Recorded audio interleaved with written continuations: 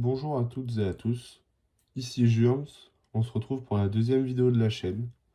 Donc aujourd'hui, la vidéo sera un deck profile pour le deck confrérie de Point de Feu. Nous allons tout d'abord commencer par l'extra deck.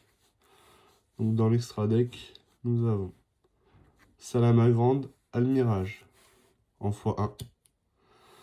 Nous avons Confrérie du Point de Feu Pan en x1. Nous avons Confrérie du Point de Feu Aigle en x2. Alors, Aigle, c'est la carte qui permet de pouvoir payer ses coûts sans forcément payer de coûts.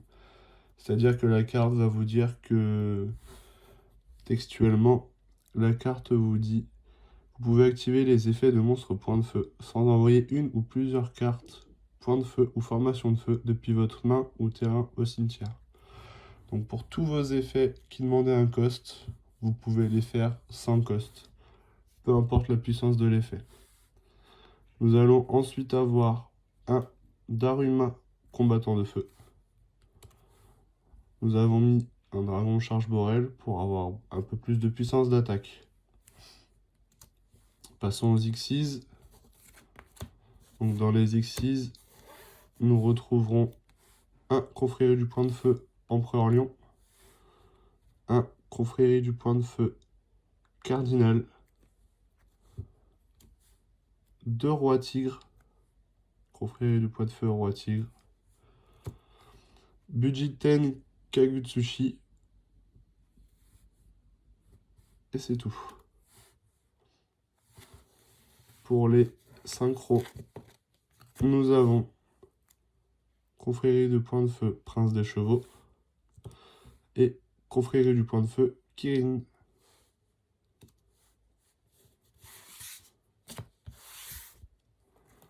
Les deux dernières cartes de l'extra deck sont deux monstres fusion, le même, confrérie du point de feu Signe.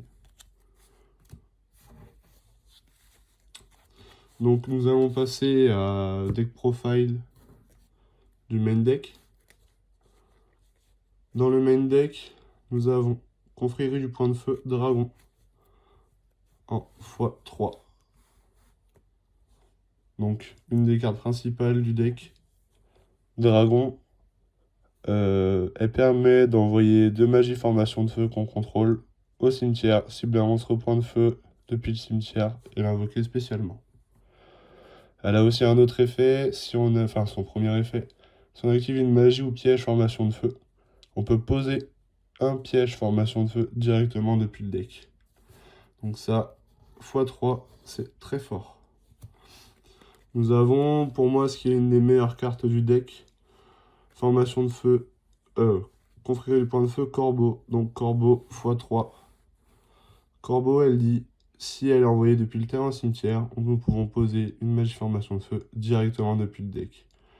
Les magies et pièges formation de feu que je contrôle ne peuvent pas être détruits par des effets de cartes de mon adversaire. Donc ça, c'est quand elle est sur le terrain. Son effet n'est pas qu'une fois par tour, c'est-à-dire autant de fois vous allez la ramener dans le tour, l'envoyer au cimetière pour une link, ou pour une synchro, ou une fusion, autant de fois vous allez pouvoir poser de magie formation de feu depuis votre deck.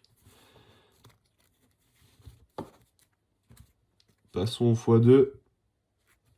Donc en x2, nous avons deux pandas. Donc panda, si vous activez une carte magie formation de feu, vous pouvez la spé depuis votre main et spé un monstre point de feu depuis votre cimetière.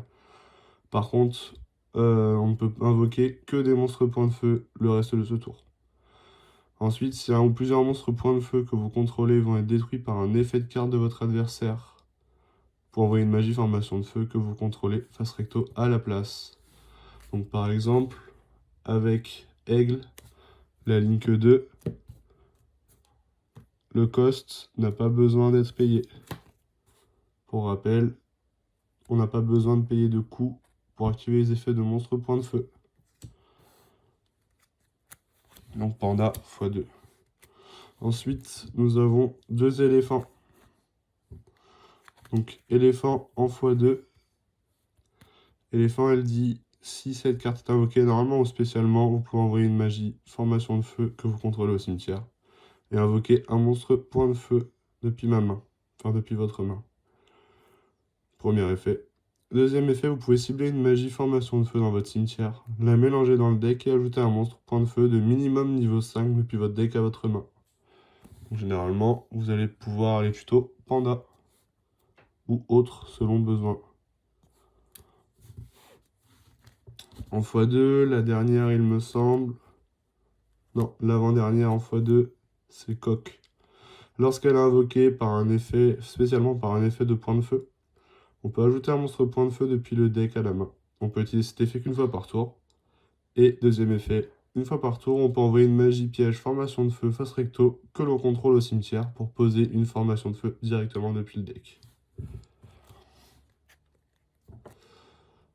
Les derniers x2, bélier. Donc bélier, lorsqu'elle est invoquée normalement, on peut défausser 1, cibler une magie formation de feu que nous contrôlons et poser une magie formation de feu de nom différent depuis le deck. Si elle est invoquée spécialement par l'effet d'un monstre point de feu, vous pouvez poser une magie piège formation de feu directement depuis votre deck, de noms différents des cartes de votre cimetière. Donc c'est un peu embêtant pour les noms différents, mais finalement pas tant que ça. Ça va beaucoup nous aider. Ensuite, passons aux cartes monstres x1. Donc un élan. Élan qui nous permet de défausser un monstre pour poser directement depuis le deck, ou un effet rapide, d'envoyer une carte point de feu aux formations de feu que nous contrôlons au cimetière pour annuler un effet. Ensuite, nous avons Esprit. Donc, Esprit, elle nous permet de cibler un monstre de max niveau 3 avec 200 de défense dans le cimetière et de l'invoquer spécialement en position de défense face recto. Et si on le fait le reste de ce tour, on peut uniquement attaquer avec des monstres bêtes guerriers. Donc, Esprit, ça va être aussi pour l'invocation synchro. Nous avons Ours en x1. Lorsqu'elle inflige des dommages de combat à l'adversaire, on peut poser directement une magie formation de feu depuis le deck, une fois par tour. Vous pouvez envoyer une magie piège formation de feu face recto que vous contrôlez au cimetière, cibler un monstre sur le terrain et la détruire. Donc toujours avec l'effet de aigle à la ligne que 2, on peut détruire sans envoyer. Nous avons Gorille en x1. Lorsqu'elle détruit un monstre de l'adversaire, au combat et l'envoie au cimetière, on peut poser une carte formation de feu directement depuis le deck. Une fois par tour, on peut envoyer une carte magie piège formation de feu qu'on contrôle au cimetière pour cibler une magie piège sur le terrain et la détruire. Un peu comme Ours, mais que pour les magies pièges. Ensuite, nous avons Buffle. Alors Buffle, c'est une très bonne carte aussi. Si elle est dans le cimetière, on peut envoyer un total de 2 cartes point de feu depuis la main et ou face recto sur le terrain et l'aspect. Maintenant, pour tout deck bête guerrier, bête ailé, alpha en x1, je pense que c'est presque indispensable. Passons en magie. Donc 3 formations de feu Tensu. Formation de feu Tensu, elle dit qu'on peut faire une invocation normale pour un monstre bête guerrier. Non, juste bête guerrier en plus de l'invocation. Et elle dit aussi que tous les monstres bêtes guerriers que nous contrôlons gagnent 100 points d'attaque. Nous avons formation de feu Ingen en x2. Formation de feu Ingen, elle nous dit qu'en fait c'est la carte qui nous permet de faire une fusion, une polymérisation en magie continue, donc pour les confréries de points de feu. Ensuite, quand cette carte est envoyée depuis la zone magie piège au cimetière, on peut cibler un point de feu dans le cimetière et l'ajouter à la main. Nous avons formation de feu Domei en x1. Donc cette carte nous servira à l'invocation rituelle de notre monstre rituel. Et si elle est envoyée au cimetière, nous pouvons cibler un monstre point de feu dans le cimetière et l'invoquer spécialement. Formation de feu Tenki qui nous permet de tuto un monstre bête guerrier de max niveau 4, donc x1. La banlist est passée x1. Et les monstres, les monstres bêtes guerriers contrôlés par nous gagnent 100 points d'attaque. Formation de feu Yoko.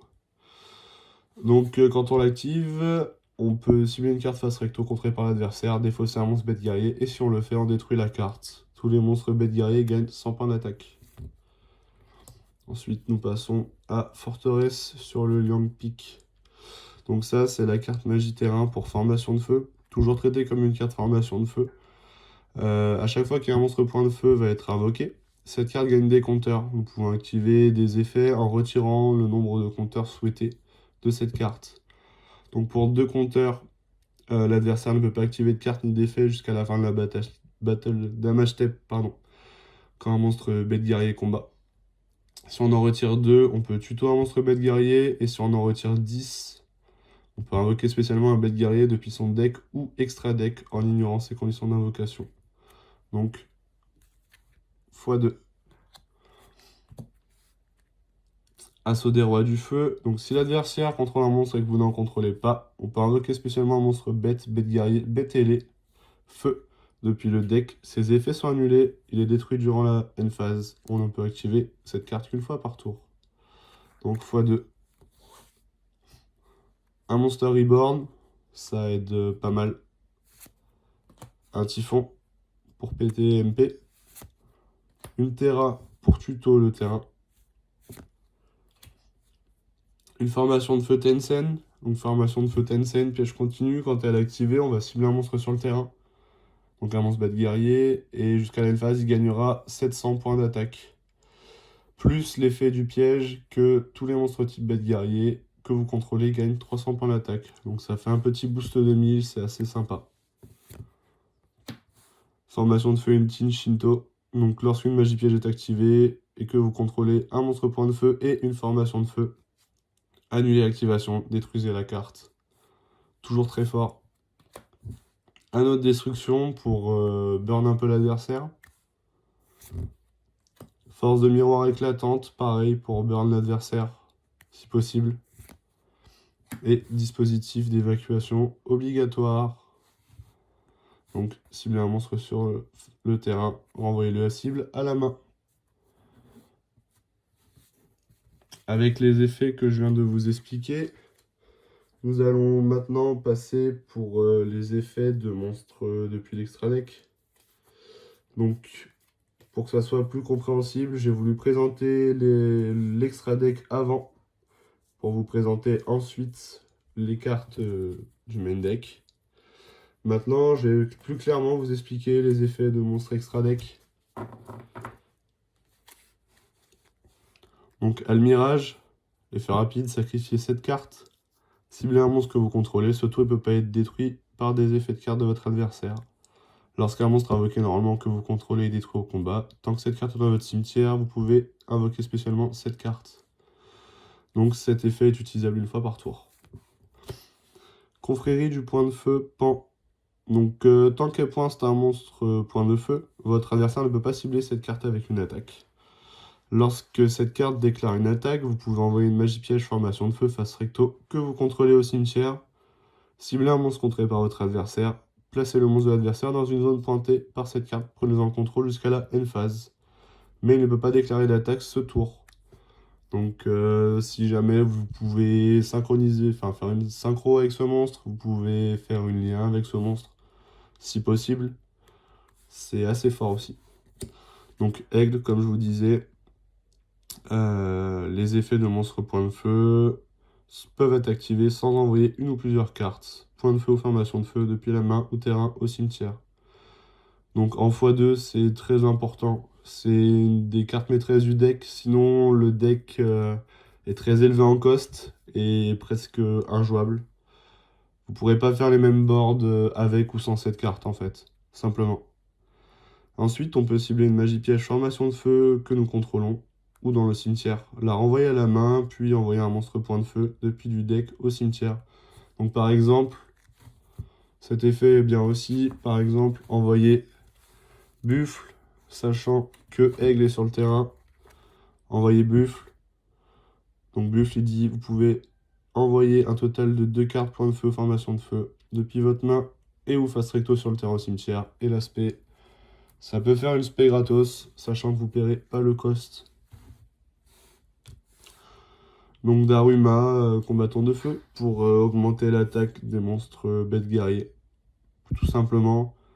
Et une fois par tour, nous pourrons cibler une magie piège sur chaque terrain et les détruire. Lorsque cette carte va détruire un monstre de l'adversaire au combat, vous pouvez cibler un monstre, bête guerrier, bête ailée, qui est banni ou dans le cimetière et l'ajouter à la main. Donc pour recycler, ça peut être pas mal aussi. Un dragon charge Borel, évidemment, on le présente plus. Effet rapide, il fait cibler un monstre, il perd 500. L'adversaire ne peut pas répondre à ça. Et si cette carte attaque un monstre de l'adversaire, on peut placer le monstre de l'adversaire dans une zone pointée par cette carte et en prendre le contrôle. Mais l'envoyer au cimetière autour de la phase du prochain tour. Donc signe, si elle est invoquée spécialement, vous pouvez infliger 200 points de dommage à votre adversaire pour chaque magie piège formation de feu que vous contrôlez. Cette carte, pour commencer le burn, c'est extrêmement puissant aussi. Durant la battle phase, en effet rapide, on peut envoyer une magie piège formation de feu face recto que nous contrôlons au cimetière, cibler une carte contrée par l'adversaire et la détruire. Toujours le combo avec Aigle, pas besoin de payer de cost, c'est assez fort. Prince des chevaux, lorsque cette carte est invoquée par synchronisation, vous pouvez invoquer spécialement un monstre feu de niveau 3 depuis votre deck. Et après que vous ayez invoqué cette carte par synchronisation, vous ne pouvez pas invoquer spécialement de monstres minimum niveau 5 le reste de ce tour. Ensuite, Kirin. Donc Kirin, lorsqu'elle est invoquée par synchro, on peut poser directement une magie formation de feu depuis le deck. Et tous les monstres contrés par votre adversaire perdent 100 pour chaque magie piège que vous fasse recto que vous contrôlez. Ensuite, passons ici au XYZ, Empereur Lion. Une fois par tour, vous pouvez détacher 1. Cibler un monstre feu dans le cimetière, ajouter la cible à la main. Mais le reste de ce tour, on peut ni invoquer normalement, ni spécialement un monstre du même nom. Donc ensuite, Roi Tigre. Quand elle est invoquée par Xyz, on peut directement poser une carte formation de feu depuis le deck. Une fois par tour, on peut détacher 1 de cette carte jusqu'à la fin du tour de l'adversaire. On annule les effets de monstres à effet actuellement face recto sur le terrain. Monstre de type bête guerrier exclu. Lorsque cette carte est envoyée depuis le terrain au cimetière, vous pouvez envoyer 3 magies pièges formation de feu que vous contrôlez au cimetière. Invoquer spécialement 2 monstres bête guerrier de maximum niveau 4 avec la même attaque depuis le deck. Toujours pareil avec Aigle. L'effet se fait sans problème. Cardinal, on peut détacher 2, cibler 2 points de feu, formation de feu dans le cimetière, et ou face recto sur votre terrain, et 2 dans le cimetière de votre adversaire, et ou face recto sur le terrain. Mélanger les cibles dans le deck. On va activer cet effet une fois par tour. Ensuite, la dernière, Bujinten Kagutsushi. Lorsqu'elle est invoquée par XYZ, on envoie les 5 cartes du dessus du deck au cimetière, ou tout le deck si on a moins de 5. Et aussi, cette garde gagne 100 d'attaque pour chaque bougine envoyée au cimetière par cet effet. Donc là, cet effet-là, ne nous intéresse clairement pas. Si, deuxième effet, si un ou plusieurs monstres, bugines ou bêtes guerriers que vous contrôlez vont être détruits au combat ou par un effet de carte, vous pouvez détacher un de cette carte au lieu de détruire un de ces monstres. Voilà pour cette decklist point de feu. J'espère que ça vous a plu. À très bientôt.